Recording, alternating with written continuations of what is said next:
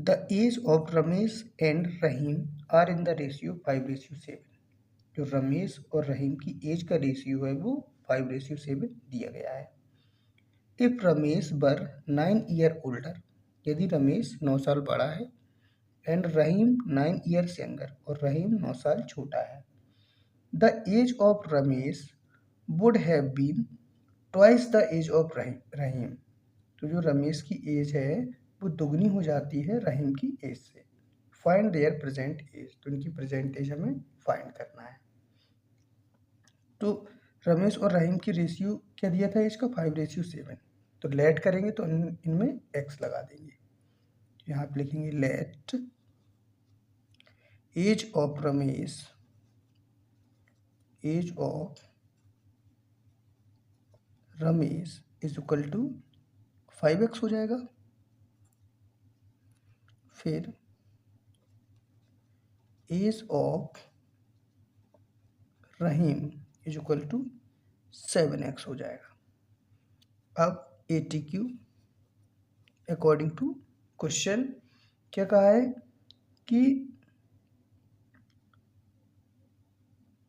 9 years, जो रमेश वर 9 years older, Ramesh 9 साल बड़ा है और रहीम कितना है? 9 साल छोटा है। तो क्या होगा, जो रहीम की एज है वो कितनी हो जाएगी? रहीम को क्या माना था? 7x, तो 7x माइनस 9 हो जाएगी, क्योंकि रमेश 9 साल छोटा है। और रहीम की एज क्या हो जाएगी?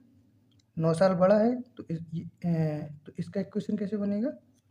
इसका बनेगा 5x माना था इसको, तो क्या हो जाएगा? 5x प्लस का 9।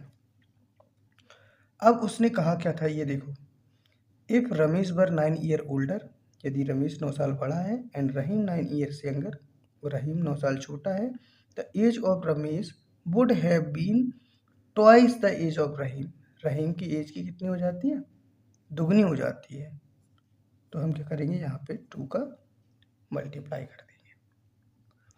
अब इस क्वेश्चन को सॉल्व करते हैं। 2 7 जा 14x माइनस 2 9 जा 18 इज इक्वल टू, ये है हमारा 5x और ये है 9।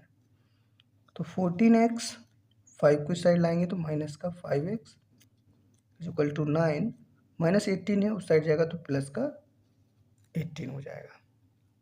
14 में से 5 जाएगा तो क्या बचेगा?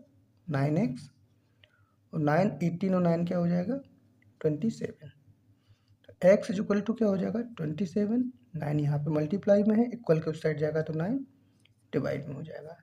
9 3 जा 27। तो x की वैल्यू यहाँ से क्या निकली? 3। अब x की वैल्यू 3 निकली, तो अब हम इनकी एज निकाल सकते हैं। तो देखो रमेश की प्रेजेंट एज क्या होगी? रमेश की प्रेजेंट एज हमने 5x लेट की थी, तो 5 इंटू एक्स की वैल्यू क्या है? 3। तो रमेश की कितनी निकल आई? 15 ईयर्स। अब रहीम की एज को हमने क्या लेट किया था? 7x, तो 7 इंटू 3, तो 7 3 जा कितना हो जाएगा? 21। तो रहीम की क्या प्रेजेंट एज होगी? 21 ईयर्स होगी। तो ये इसका आंसर होगा।